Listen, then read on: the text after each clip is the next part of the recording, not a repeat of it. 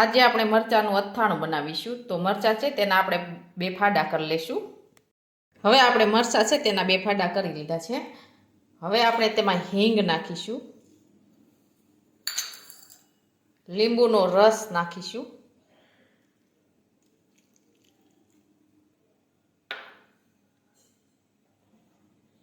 મીઠું નાખીશું,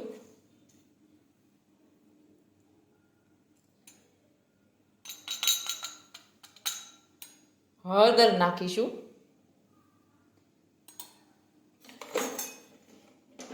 હવે આપણે મિક્સ કરી દઈશું.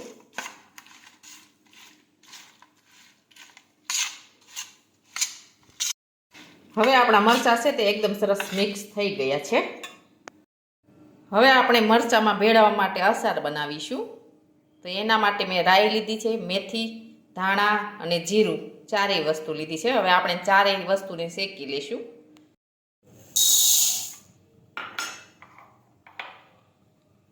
મેથી, ધાણા, જીરું અને રાઈ અને આપણે શેકી લઈશું આ રીતે.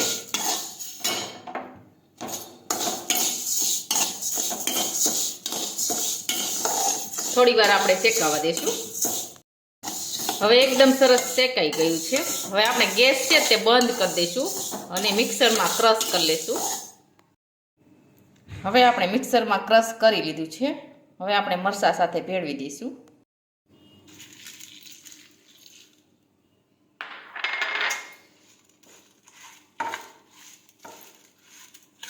આ રીતે આપણે મિક્સ કરી દઈશું.